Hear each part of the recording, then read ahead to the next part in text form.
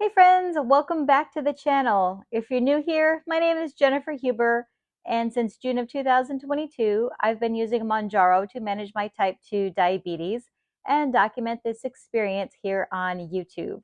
I appreciate everyone who's been following along on this journey. It's been ups and downs, and as you know, if you're a longtime follower, you know how much this medication has really impacted my life for the better. I have lost over 60 pounds on the medication, but what you can't see is how it has improved my life internally. I started off with a A1C of 8.2. Last check about a month ago, it was 5.4. Yay!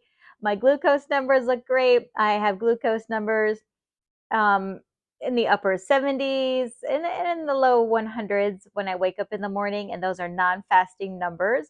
I no longer take my high blood pressure medication. My blood pressure numbers look great as well. I had non alcoholic fatty liver disease when I started this medication, and that has been since reversed. So, Mounjaro really has been a miracle in my life, so to say. I know part of that is me um, getting into better habits and exercising and watching what I'm eating as well. And this accountability of YouTube and all of you. You are my friends, and I appreciate you following along, and you do help keep me in line.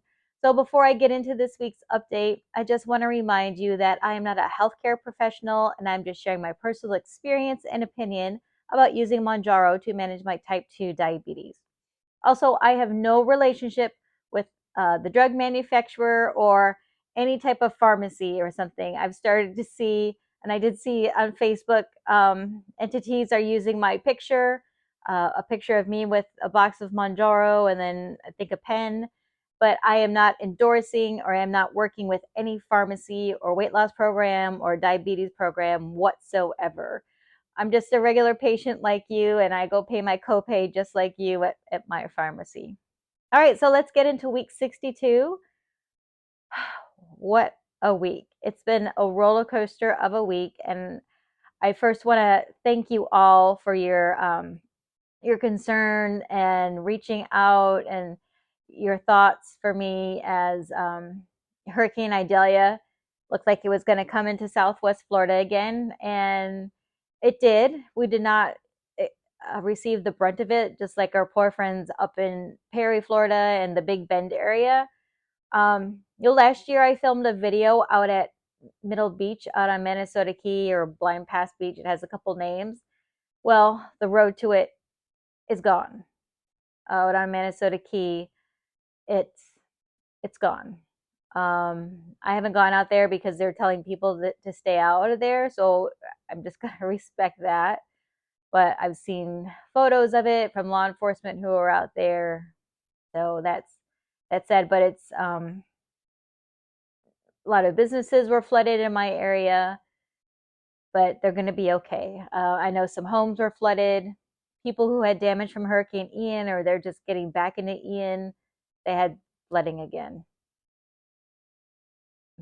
So things were okay for me. It was just like a really bad thunderstorm, and honestly, I did feel some PTSD when I would hear those wind gusts and the rain start and the bands coming through. Just kind of tense up because with the storm last year with Ian, the weather forecasters were saying it was going to go to Tampa, up to the Tampa Bay area. Well, with this storm, they were saying it was going to go to Tampa. With Hurricane Irma in 2017, I think it was 2017, it was 2019. Anyway, Hurricane Irma, they said the same thing. It was going to go to Tampa. With Hurricane Charlie, they said it was going to go to Tampa, and that was in 2004. And then all of a sudden, it would make this turn. So I thought it was just me, but there were a lot of us on edge and talking to friends or just reading on next door and on Facebook. There were a lot of people in this community very concerned about this hurricane. And even though the weather forecasters were telling us we don't have to board up your windows, people were boarding up their windows. I didn't, just because I didn't. But yeah, anyway, Idalia did go up into the Big Bend area. Compared to everything else, damage is minimal here in Southwest Florida. But I just want to say again, thank you for your concern and all that. But let's get into the update. Week 62, and I finished up my second injection at 7.5 for my second time around. I did that on Friday. I am up a pound. I'm at 131 pounds. I'm okay with that. And I think that's because of what I ate yesterday. Yesterday, I went to an event called Bulls and Bands. It was in Arcadia, and Arcadia is known for the rodeo. And basically, it was a country music concert with three different or four different country musicians. I'm not a country fan, but I went. I enjoyed it. It was a lot of fun. And then they had interspersed in there was I forgot the initials to it, but okay, that's my dog. He's getting excited. As you can see, I'm a dog mom. Anyway, it was bullfighting. Now, don't think of Spain bullfighting, and the bulls were not harmed. They don't use swords or knives or anything like that. And honestly, I would say the bulls won, even though that the men who competed, there was a champion, and there was actually a two-time world champion competing. And basically, these guys are doing like these acrobatics, and I'll put a video here. But it was amazing. I never experienced anything like that before. It was a lot of fun. But my point being is, for dinner last night, I had a big old honkin' hot dog with a pile of pulled pork barbecue topped with coleslaw. Now, I didn't eat the whole thing because by the time I was able to sit down after I got my, I did get I got a water and I got a Diet Coke as well. My bun was kind of soggy and I didn't have a fork to eat it, so I didn't necessarily eat the whole thing, but that was just full of sodium. And then I got, this is a very southern thing, and remember, I'm a Yankee, so I didn't grow up with this stuff here. I'm from New York, but Western New York. But I got some boiled peanuts, Cajun flavor, and I imagine there's a lot of sodium in there. I didn't eat all of them. Actually, I have the rest of them sitting in my refrigerator. But had some boiled peanuts, a big old honkin' hot dog with barbecue and slaw, and I'm sure that was not good for my sodium intake. So I'm sure I'm holding a little bit more water. But anyway, so that's my weight. My exercise was a lot of walking, moving stuff around, fixing stuff into my garage to make sure my car could fit in there during the storm, and then did some lawn work this weekend as well. Um, and more walking. I'll tell you about the walking I did today. So that was my exercise. And then nutrition. I did eat fairly healthy, even though there's a storm, and I did feel that urge for stress eating.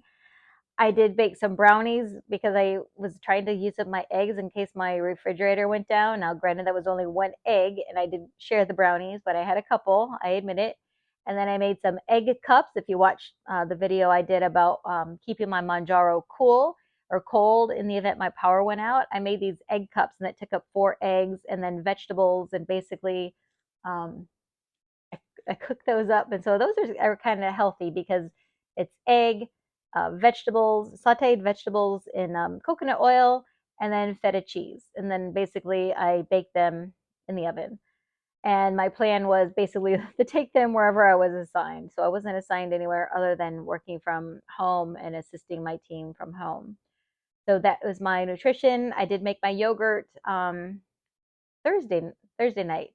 Yeah, I made my yogurt Thursday night because I didn't want to do that until I knew what the storm was doing, because I didn't want to have all this yogurt in my refrigerator in the event I had to throw it out because the power went out. So that's it for nutrition. So we talked about weight, nutrition, glucose, and exercise. And I said it was a whirlwind week. I didn't know last week. I had this anxiety whether I was going to be assigned to storm duty. I kind of was, and whether I have to be sent somewhere else. I wasn't. Whether the storm was coming here, there's all this anxiety and stuff. But last Saturday, I attended a fundraiser for, I'm on the board of directors for the Peace River Wildlife Center in Punta Gorda, Florida, and that's where they're committed to providing the care and rehabilitation of Florida's native wildlife. Well, we had a fundraiser event because we're in the process of a capital campaign of building a new center. And our the director of the Capitol campaign was there, and he spoke, and he's a very well loved man in the community, and he's involved a lot. He's very generous and just a very wonderful person. And then a couple days later, he was gone. He passed away in his sleep. Um,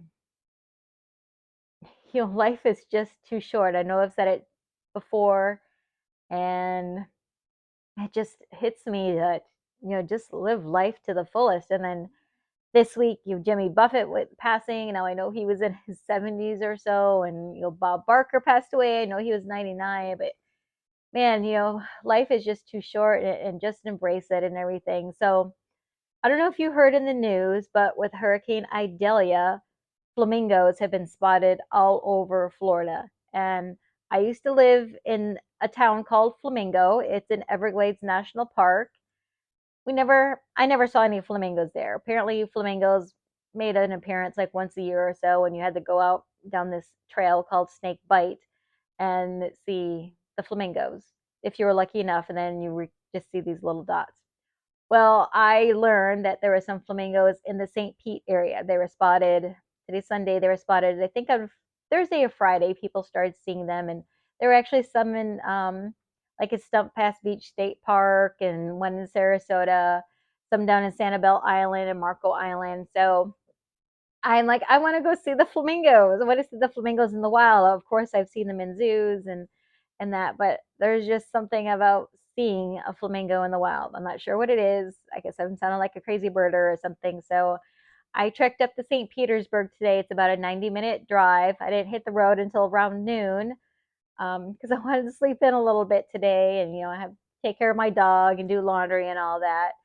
So I went up to Fort DeSoto Park, and I wasn't sure if I was going to see flamingos, and I looked off in the distance, and this is what I saw. I will share a little bit of the some photos with you, a couple of photos with you of the flamingos. I got to see them.